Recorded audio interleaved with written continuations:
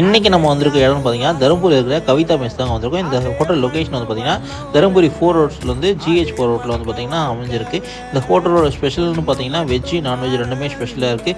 முக்கியமாக வந்து பார்த்திங்கன்னா பெரிய பெரிய விஎஃப்ஸ்லாம் வந்து பார்த்திங்கன்னா இந்த கடையில் வந்து சாப்பிட்டு போகிறாங்க. உள்ள ஹோட்டல் அட்மாஸ்பியர் வந்து பார்த்திங்கன்னா செம்மையாக இருந்ததுங்க. சப்ளையரை கூப்பிட்டு ஒரு மட்டன் பிரியாணி சொன்னோம். மட்டன் பிரியாணி வந்து சப்ளையர் வச்சாருங்க.